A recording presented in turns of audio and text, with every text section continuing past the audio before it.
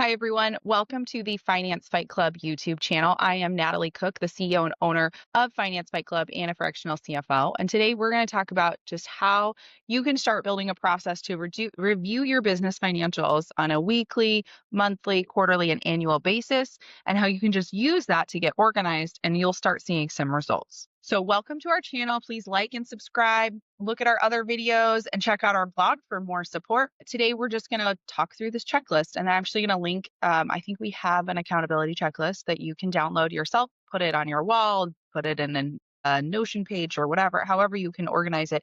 And it's just going to help you think through, what do I need to do for my finances on a regular basis? So let's talk about some of the problems that business owners have with their financials and how this checklist is going to help avoid that. So the one big thing that I see is that a lot of people just do not pay attention to their finances. They are just head in the sand. I'm going to check my bank account when I need something and then kind of go forward. Now, if you have good margins, you can float this for a little while, right? You can do a couple years without maybe having all of those mechanisms in place and looking at it. But what you're going to run into is you're not going to know your margins. And so you're not going to be able to make really key decisions. You're not going to know how much it's going to cost to hire a new employee or to add a new product line or really just making simple things. You're going to start spending money on things you didn't realize. One of the things that we do for our clients on us, it depends on their business, but a quarterly or semi-annual basis is review all their software expenses. I know in my business, software has just kind of exploded because there's so many new tools now with AI coming out.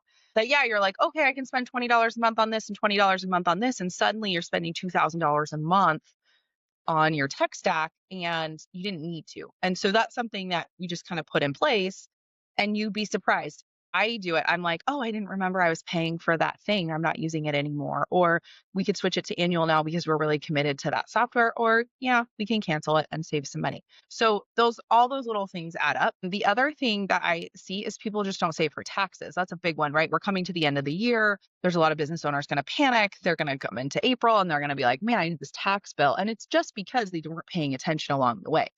At the bare minimum, if you check your financials, and that could be just looking at your P&L, your balance sheet, and your cash flow once a month, you're going to be ahead of the game. Even if you do nothing else, you pull those reports, you look at them, put them aside. Easy. The other problem I see with business owners is that they just think their business is better off than it is. And so they're just not living in reality. They think, okay, I can afford to do this, I can afford to do that. And then suddenly they're in a lot of debt and they don't know what to do. So let's just start with, what's the minimum that you should be doing? Let's put I can talk. On a weekly basis, one thing that when you're just kind of starting in this cadence of, okay, I need to review my finances, I like to put in place a weekly, what do I do weekly? So every week I look at, do I owe any bills? Does anybody owe me money that I haven't paid attention to? That sometimes is 30 seconds. Most of my stuff is automated. So it's just a check of like, hey, is everything taken care of this week? Do I have anything that I don't remember I have? And then I do check my bank account weekly because there's always little things that you can't manage it all the time. But that takes me now 2 to 3 minutes and I'm set for the week. Again, most things are automated. So I'm looking at my software, making sure like all the bills got processed, nothing got flagged on my end or client's end. And then I follow up immediately. And that's the end.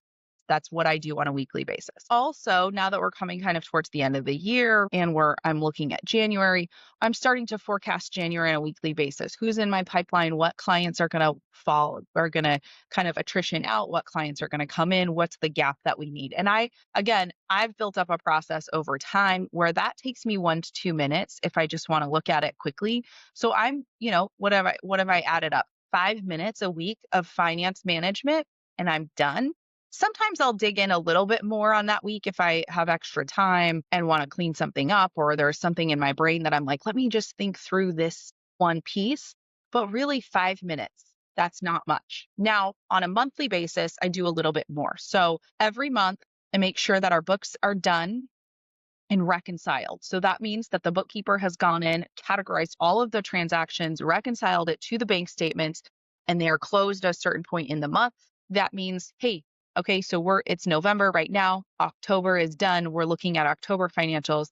Then I'm looking at my profit and loss, my balance sheet, and my cash flow. And I'm looking for a couple different things. On my revenue, I'm looking to see, where did my revenue come from this month? Was it what I expected? Was it not what I expected? Why or why not? Is there any revenue stream that is, over concentrated? So maybe one customer is bringing in 70% of your revenue. That could be a huge risk to your business. Maybe you can do that for a couple of years, but you need to buffer that, because if that client cancels, think of all the revenue you lose. That is a big risk. So I'm looking for that. I'm looking for, is anything less than 5% of my revenue that is eating up a lot of my time? Now, that doesn't mean you need to go cut these things. It's just I noticed, I saw, let me put a little bookmark in my brain and come back to it later. And then I'm looking to see if anything was miscategorized, if anything was double counted, if anything didn't come through that I thought, like did a bill not get paid? Did a client not pay? Did the automation break? Anything like that. So I use QuickBooks for my bookkeeping, and we just hooked up Anchor for accounts receivable, but I think it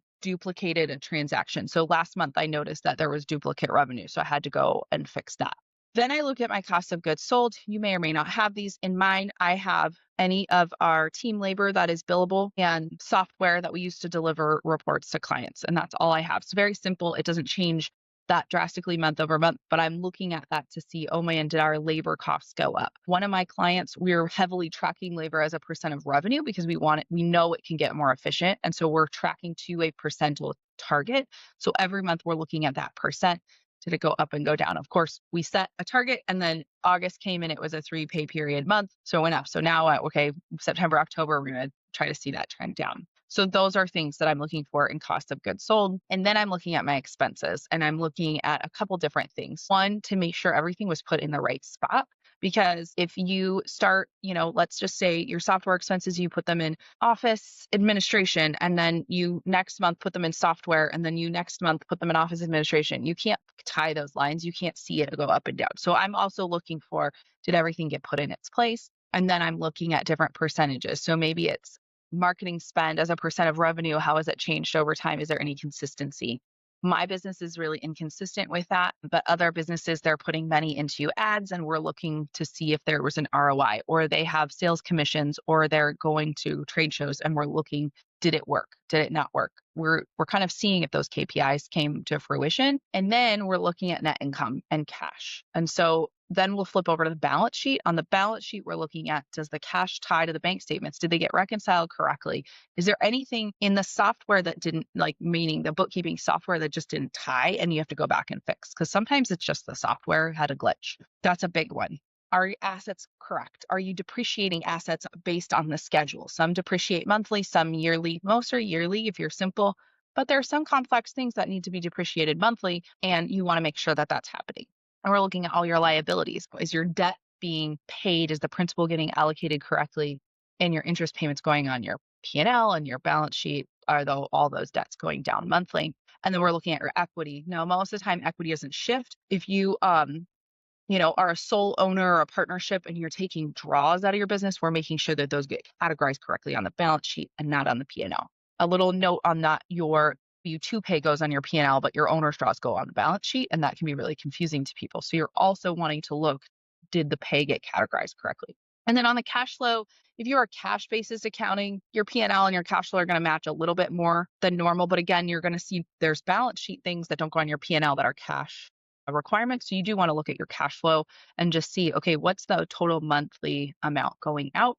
Then you can start to forecast. So that's what I do on a monthly basis. That's about 30 minutes to an hour of time. That's it. Now, if you have a team or somebody else that can keep you accountable, trust me, that is worth the time to say, okay, we're going to sit down and have this meeting. I would heavily recommend sitting down and having that meeting every month. Set it on your calendar, invite someone to it. We may bring back our membership in early 2025, and we had an accountability call where we came together and everybody reviewed their financials.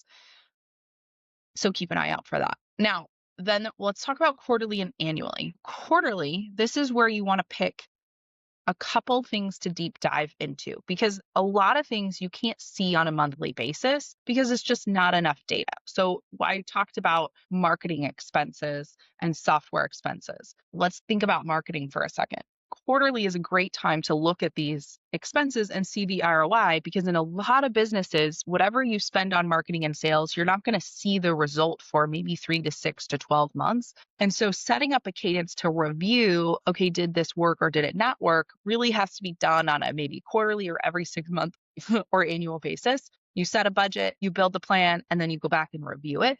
Some of those things can be collected monthly and reviewed monthly, but it might be like, hey, if I spend $400 a month on marketing and sales in November, I'm not going to see the result until February. So I need to kind of set a cadence to review. Another one is software expenses. Again, those things you could review them monthly, make sure they're categorized monthly, definitely cut things as you go monthly, but quarterly or every 6 months is a good time to deep dive into that category of expenses and see what can be made more efficient.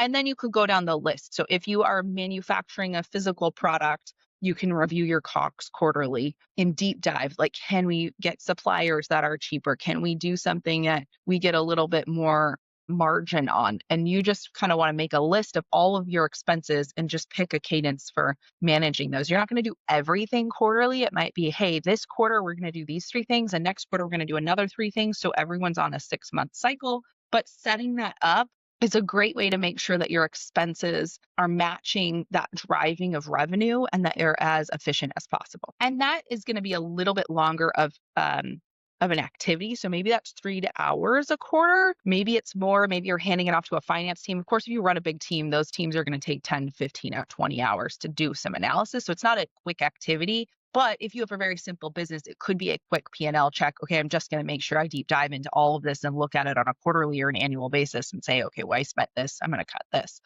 Doesn't have to be a lot, especially if you're kind of DIYing your financials. And then annually, you really want to look at your whole budget. This is like big view, what's happened, where can I see some efficiency? Did I want to spend that? Sometimes you don't realize how much money something is when you're paying $1,500 a month for something over the course of a year. That's a lot of money. And so you may not realize that you're spending $20,000, $30,000 on a service provider and not seeing an ROI. And so that's where I would dig in and really do a deep dive. And this is a 10, 15-hour activity. Do it with a friend that's a fractional CFO. We can be your friend and get it right, and then start planning the following year. So in all of these, backwards looking activities, you also want to be thinking forward looking. What can you do in the future? The annual one is huge if you're not looking forward. Now you could do that monthly and quarterly too. Typically on a monthly basis, I look the next 90 days and I'm doing that. And then weekly, I'm kind of like, okay, where's my pipeline at? But annually, for you specifically, you want to be looking the next 12 months. What's coming up? What do you want it to be? Where do you want to make changes? So let's recap: weekly, 5 minutes; monthly, 30 minutes to an hour; quarterly, 3 to 5 hours; and annually 10 to 15 hours. This is not a lot of time that you need to be spending doing it, but this is your time that you need to be doing. Even if you have other people doing bookkeeping and cash flow and all of those things, you still need to build this time into your business so that you can focus on it, so that you can get it to where you want to go. These are not activities that you can just say, someone else is going to look at them and it's going to be fine. You can have a lot of the back end support, get that in place, have a team, have a fractional CFO, have an analyst, have an ops manager, do a lot of things for you. But at the end of the day, you business owner talking to you need to be responsible for these things, because that's how you're going to grow your business. So thanks for coming today. Sorry that was not as a bubbly of a message, but write your comments below. I think there's a guide that's going to go in the link, and we'll see you next time.